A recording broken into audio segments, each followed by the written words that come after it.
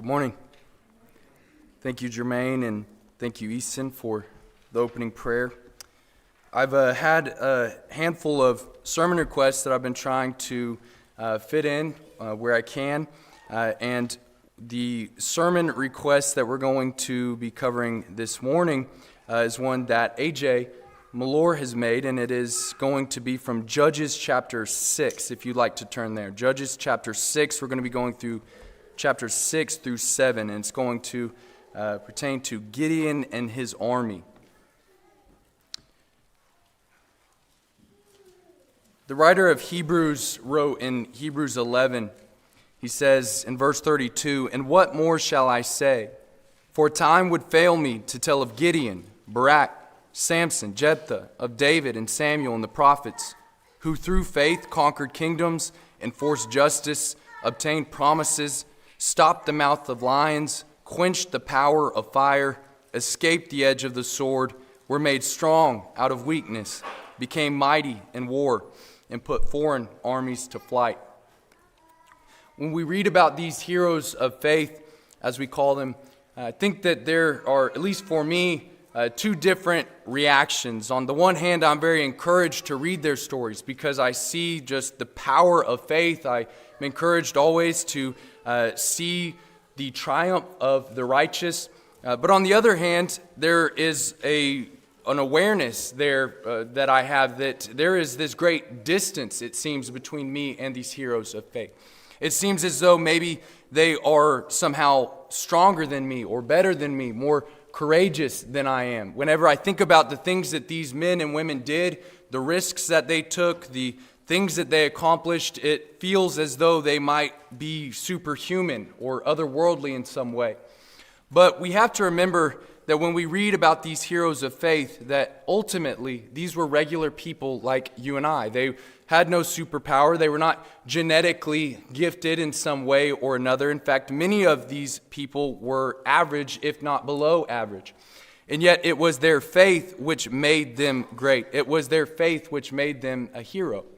If you took their faith out of the equation, these would be regular, everyday people just like you and I. And I think that the best example of this is Gideon. The very first man on this list in verse 32 that the Hebrew writer lists is Gideon. And Gideon, in my opinion, is the ultimate underdog, even more so than David. We read about David and Goliath about a month ago in one of our studies, and we saw how David was really just this underdog hero who came and saved the day, and nobody expected him to. However, I think when we read Gideon's story, we'll see that Gideon was even more of an underdog than David. Gideon did not have Samson's strength. He did not have Solomon's wisdom. He did not even have David's boldness. David, although he was in many ways would be considered to be small or inferior, especially up against Goliath, when we read about David, there were many things that David had going for him, and his boldness was one of his most remarkable qualities that we see, and what really helped him, I think, to do what he did. However, Gideon was remembered, if he was remembered for anything, not for his boldness, but for his fear. Gideon, we read several times, was afraid and fearful. And that, I think, is what made Gideon who he was this sense of fear that he had. However, Gideon teaches us that even a fearful man can be a faithful man. He shows us that our fear can be subdued if we will trust on God in spite of that fear. And so this morning we're going to be considering Gideon's faith. I've titled this study, "The Faith of a Fearful Man." And that sounds kind of like a contradiction because it seems as though faith and fear cannot coexist. But what we are going to see is that faith and fear can in fact coexist, and faith can subdue our fear. So we're going to be reading through Judges chapters 6 through 7. Gideon's story begins in chapter 6, and so I want to back up and watch how his faith develops. Rather than going right into the battle that he is remembered for against the Midianites, I want us to see what kind of man Gideon was. I want us to have an understanding of the context, the historical context in which he lived, and that will help us, I think, to better appreciate his remarkable faith. So whenever we begin our reading through this section of Judges 6 through 7, the first part of the story pertains to the oppression of the Israelites. As God delivered the promised land into their hands, they had been tasked with driving out the Canaanites. And they, for the most part, did that. They were able to drive out many of the previous residents in the promised land. However, they had failed to carry out the task in its entirety. And the book of Judges shows us what consequences ensued because of their failure to really obey God's commandment entirely. God had told them to completely drive the Canaanites out. They failed to do that. They did not finish the task. And so the book of Judges shows us that many of these nations that they failed to drive out completely ended up becoming a thorn in their side. And by the days of Gideon, the tribes in the east were the ones that were, in particular, causing them some problems. The Midianites, in particular, were especially problematic for the Israelites during this time. It says in Judges 2, verses 2 through 6 of chapter 6, it says, "And the hand of Midian overpowered Israel. And because of Midian, the people of Israel made for themselves the dens that are in the mountains, and the caves, and the strongholds. For whenever the Israelites planted crops, the Midianites and the Amalekites and the people of the east would come up against them. They would encamp against them and devour the produce of the land as far as Gaza, and leave no sustenance in Israel, no sheep or ox or donkey. For they would come up with their livestock and their tents. They would come like locusts in number. Both they and their camels could not be counted, so that they laid waste the land as they came in. And Israel was brought very low because of Midian, and the people of Israel cried out for help to the Lord." So this was a very difficult time to be an Israelite. They had had 40 years of peace, of prosperity, and then for 7 years they had to deal with the Midianites coming and devouring their crops. All of the effort that they put into cultivating their food, into cultivating their fields, was being destroyed, being devoured by those who had not even lifted a finger. And so the Israelites had received this promised land which God had given to them, but they could not even enjoy it. They were not even able to really to enjoy the fruit of their labor. They were not able to enjoy this wonderful land that God had given them because of the Midianites and these eastern tribes. And the Midianites were not always they were not always hostile to the Israelites. Moses had married a Midianite woman.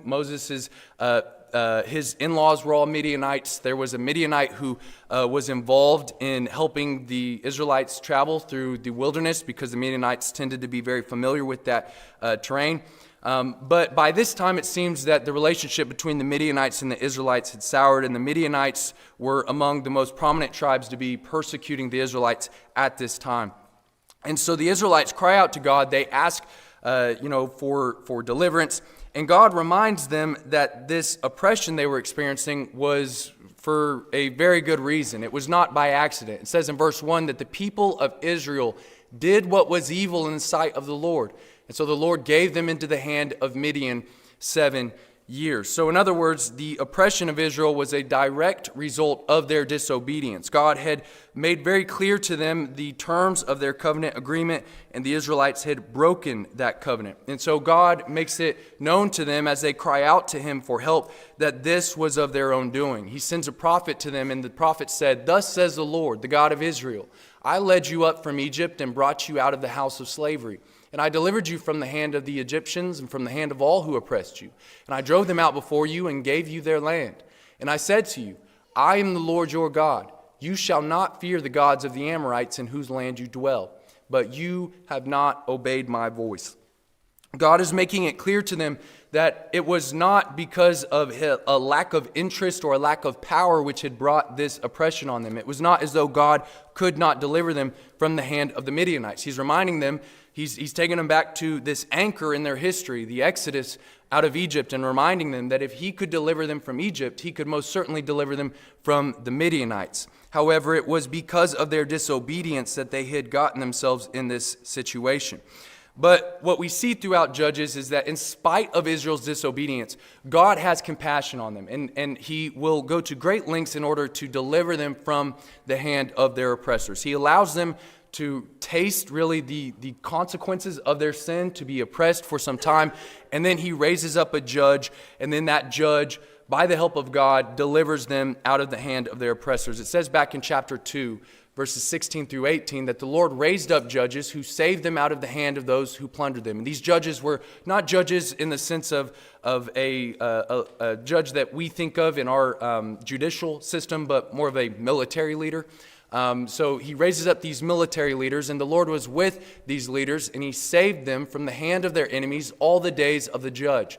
For the Lord was moved to pity by their groaning because of those who afflicted and oppressed them. And so we see that God is still merciful to them in spite of their disobedience. They had brought this oppression on themselves. However, God was moved to pity, and he chooses to raise up another judge. Except this time, he chooses probably the most unlikely judge of all time. He chooses a man by the name of Gideon. And Gideon, as we are introduced to him, was not exactly a very courageous or valiant man. Whenever we are introduced to Gideon, we find in the next section, verses 11 through 24, that Gideon was in the middle of doing something that was quite humiliating. It says in verse 11 of chapter 6 that Gideon was beating out wheat in the winepress to hide it from the Midianites. Now, in order to understand why this was humiliating, we have to understand what the typical routine would be for threshing the wheat or beating out the wheat. Normally that was done on what's called a threshing floor, which was this great large circle in open air where the Israelites, or I believe many of the nations during that time, would thresh their wheat. The problem with the threshing floor, though, was that it was exposed. There was no walls, there was no cover, and so if somebody were watching, the Midianites in particular, they would probably come and steal the produce which Gideon had harvested. And so what Gideon does is he goes down into a winepress, which was like a pit that was hewn out of rock or the ground. It was kind of like an outdoor basement, and he goes in there to thresh the wheat. And so Gideon is having to hide from the Midianites. He is in the middle of hiding whenever we are first introduced to him. For 7 years, he has had to watch all of his produce be stolen by these Midianites. And this is really the only option he has at this point. He has to hide in his own territory in a winepress just to thresh his wheat. And it's in the middle of this hiding that we are told that Gideon is being watched, not by the Midianites, but by an angel of the Lord. In spite of Gideon's attempt to remain secret and hidden, he is being watched as he works by this angel who is sitting underneath this terebinth tree, watching him in this winepress carry out his work. And the angel comes up to Gideon and he gives him probably the most ironic greeting of all time. He says to him in verse 12, "The Lord is with you, O mighty man of valor."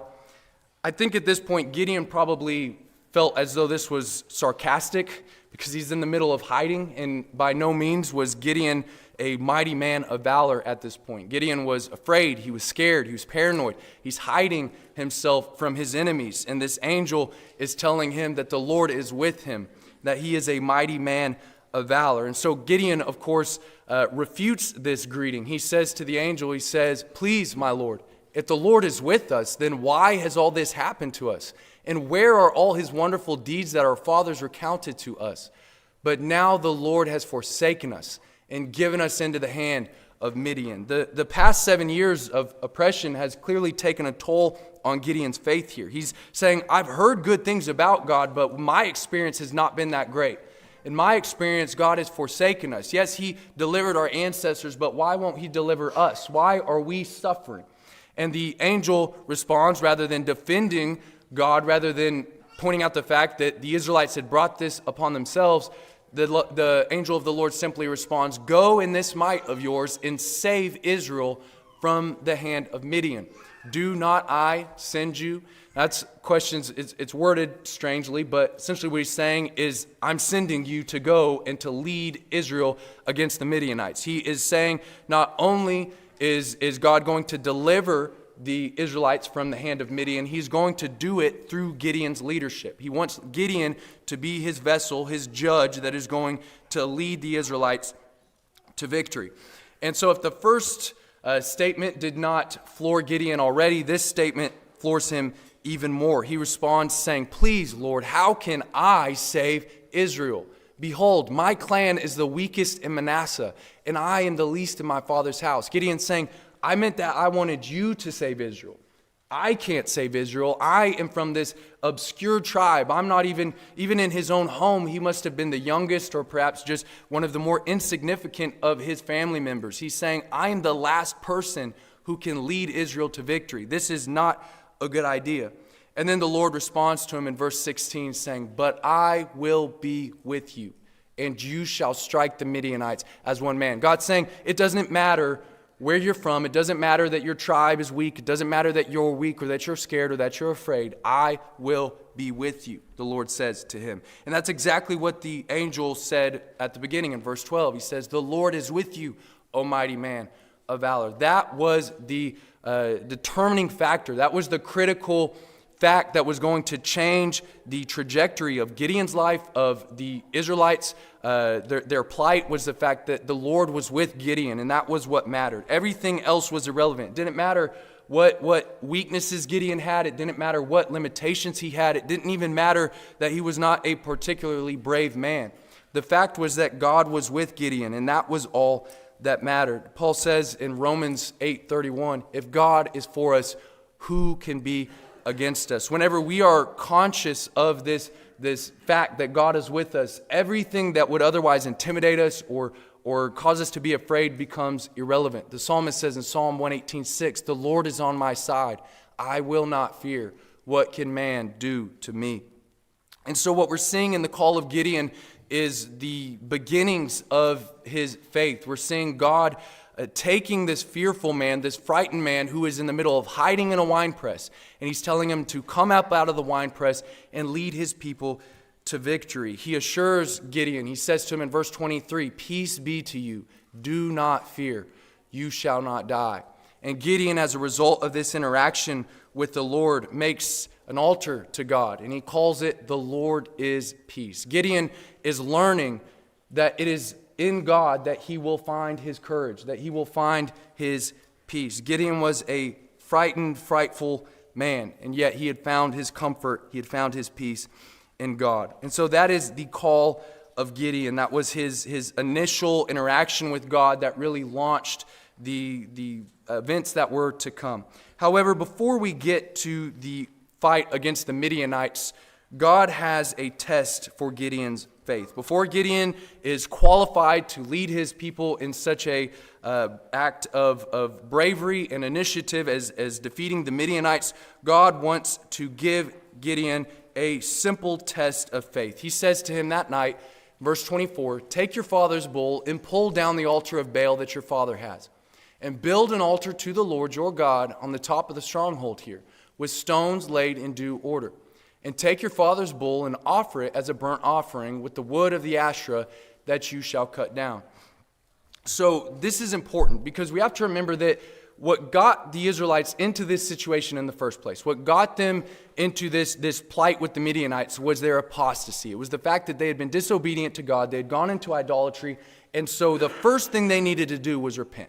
The first thing that they needed to do was reform, because before there could be rescue, there had to be reformation. There had to be a turning back to God before God could deliver them out of the hand of the Midianites. Because had this not happened, had there not been a reformation, a religious change, and a change in the hearts of the people, then really delivering them from the Midianites would have been of little use. The whole reason that God had allowed them to be oppressed was so that they would repent, so that they would turn back to Him. And so Gideon's first task here is very important. He is essentially being told that before there can be a physical deliverance, before there can be a physical restoration, there needs to be a spiritual restoration. And so he sends Gideon to go and destroy this altar of Baal. However, it's not just any altar of Baal, it is his father's altar. See, apparently the apostasy and the idolatry was so rampant throughout Israel that even Gideon's family had been affected by it. Now, this was not a small task. This was not a small request that God is making here. He is telling him, essentially, to destroy his father's property. He's telling him to go and to not only take down what must have been one of his most prized possessions, this altar of Baal. He's telling him to take his father's bull without permission and to offer a sacrifice on the heaps of his father's broken altar. Now, for me, that would be very terrifying, to break something that belonged to my dad. There's a lot of things that God could tell me to do that I would, not wince at. But this is one of those where I might say, I don't know if that's a good idea. I think let's take care of someone else's altar. Let's do that. I think that would be something that must have made Gideon afraid, because as we'll see later, Gideon's father was a powerful man, and he seems to have been a man who had some leadership in his tribe. And so this command was a frightening command for Gideon. This was a very big step in his faith. However, Gideon obeys the command. It says in verse 27, Gideon took 10 men of his servants and did as the Lord had told him. But because he was too afraid of his family and the men of the town to do it by day, he did it by night. Now, whenever we, or at least when I've read through this and I've heard this text taught before, there's always kind of a little bit of, well, Gideon did it, but he did it, he did it by night. He was afraid. He was kind of a coward. But I think, in Gideon's defense, his fear doesn't nullify his obedience. God did not tell him when to do it. God did not tell him it had to be done by day when everybody was watching. He simply told him to do it, and Gideon did do it. Yes, he was afraid. I would have been afraid too. I think that anybody who had a dad who you didn't want to break their stuff would not want to be caught in the act, right? You'd want to do it when he wasn't watching. And so I definitely understand why Gideon chose to do this by night. However, in spite of Gideon's attempt to do this in secret, again, he's hiding just like he was in the wine press. Gideon is found out. The people of the town talk. They figure out that it was Gideon. And it says in verse 30 that they said to Joash, who was his father, they say, "Bring out your son that he may die, for he has broken down the altar of Baal and cut down the Asherah beside it." So they're very upset and they want to put him to death. This is the stakes of what Gideon had been asked to do. This act that God had commanded Gideon to perform had put his life on the line. However, it is his father who comes to his defense. In verse 31, Joash says to all who stood against him, "Will you contend for Baal, or will you save him? Whoever contends for him shall be put to death by morning. If he is a god, let him contend for himself, because his altar has been broken down." Joash is saying, if Baal was truly a god, then something would have happened. Gideon would have been struck dead because he broke his altar. However, Baal's altar laid there in a heap of ruins, and Gideon stood perfectly fine. And so Joash is essentially reasoning with them that let Baal defend himself. If Baal is a god, then Baal will do something. But Gideon's father clearly has, at least to some extent, been cleansed of his idolatry here. This act that Gideon has performed, this frightening command that God has given him, has already begun to reform the people of Israel, beginning with his father, whose altar he had destroyed. And so for the first time in history, breaking your father's things turned out to be a good thing.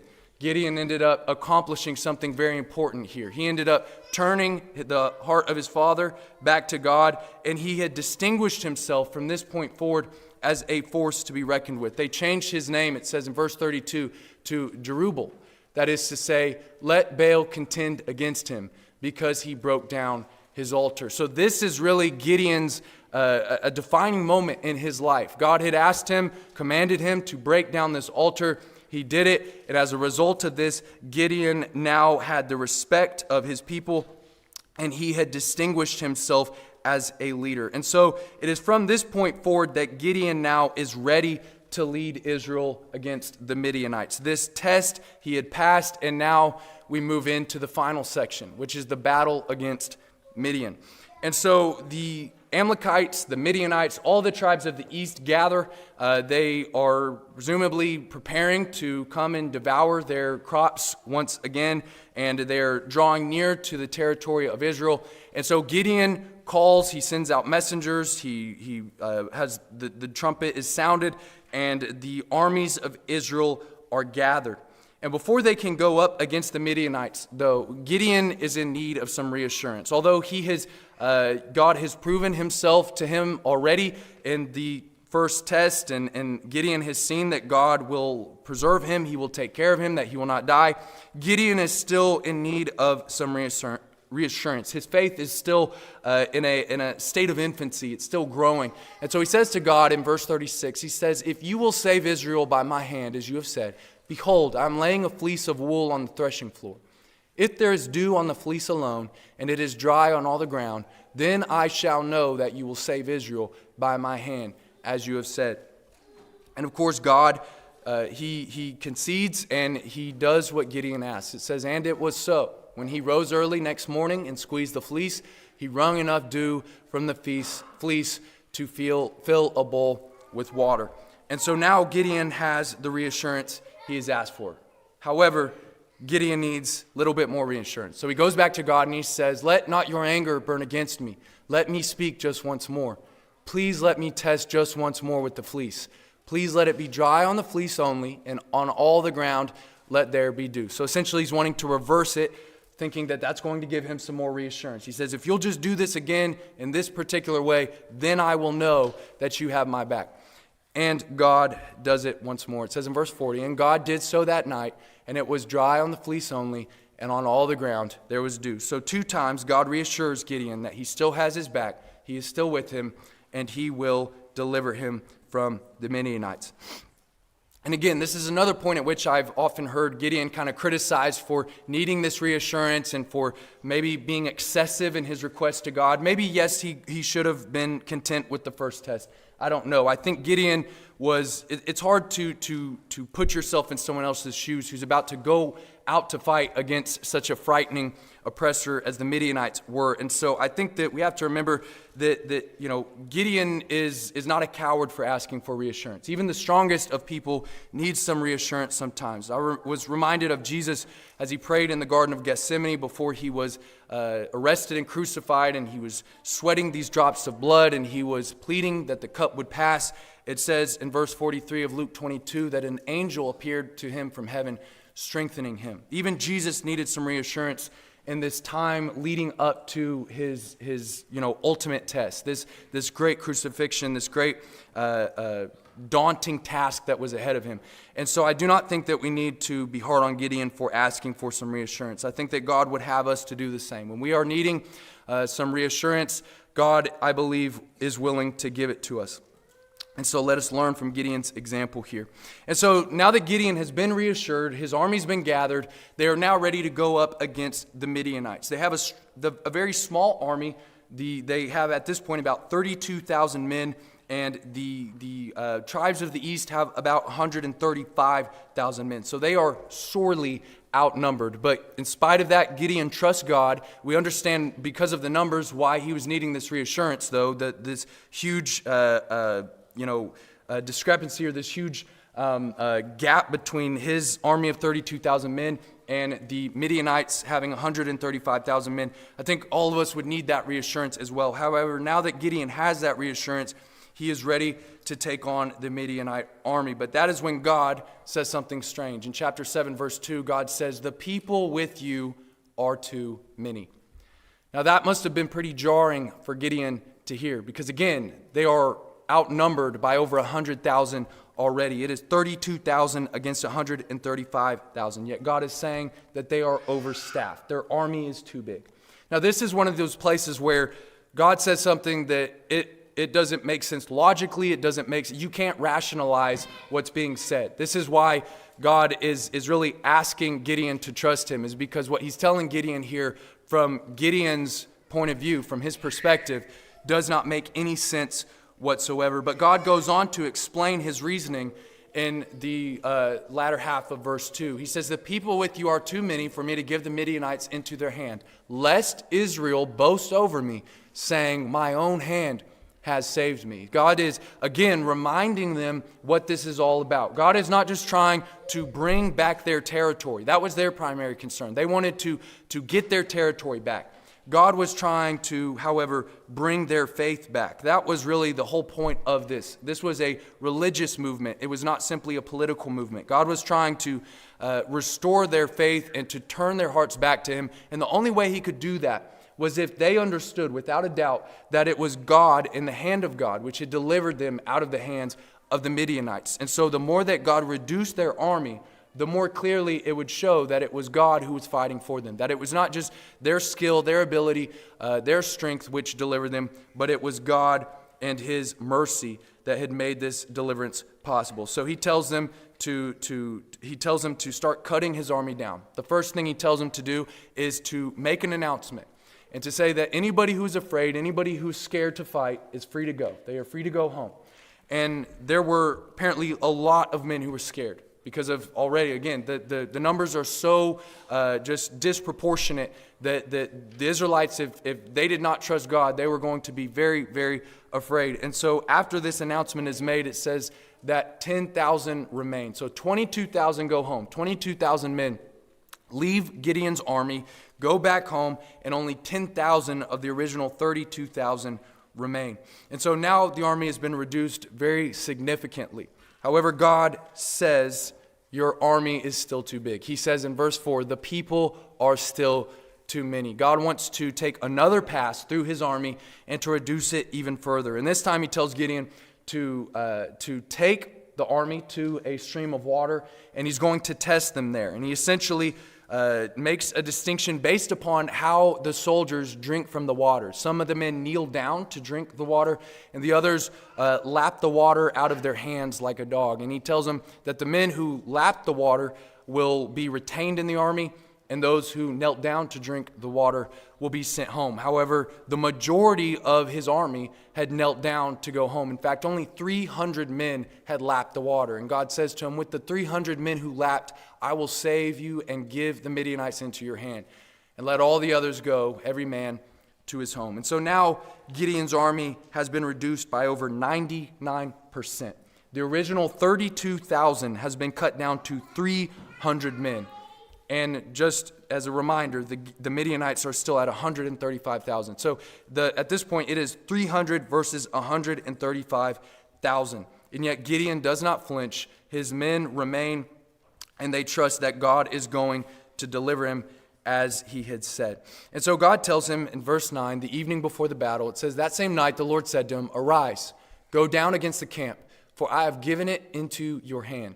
But if you are afraid to go down to the camp with Purah your servant, and you shall hear what they say. And afterward your hand shall be strengthened to go down against the camp. God's saying, I'm going to give you this. Nothing's changed. The numbers have changed, but the outcome has not. However, if you are afraid, God was giving him some more reassurance. He's offering Gideon another opportunity to stir his faith. And of course, Gideon takes advantage of this opportunity. Gideon is afraid still, and so he goes down to the camp with Purah his servant, and he goes to see what God would have him to see. But what he sees is very intimidating. It says in verse 12, as he gets down to the camp, that the Midianites and the Amalekites and all the people of the east lay along the valley like locusts in abundance, and their camels were without number, as the sand that is on the seashore in abundance. And so what he's seeing is really not that comforting at first. His visual is daunting. It's terrifying. He knew that he was outnumbered, and now he is seeing with his own eyes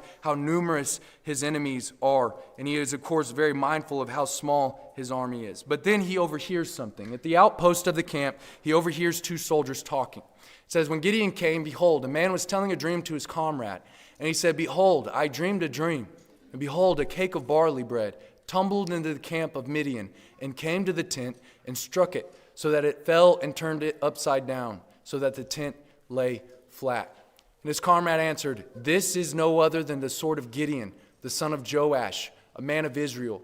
God has given into his hand Midian and all the camp. Gideon was so afraid of the Midianites, and as he goes down into the camp, he finds out that they are even more afraid of him than he is of them. He finds out that God has revealed through this dream that his victory was certain.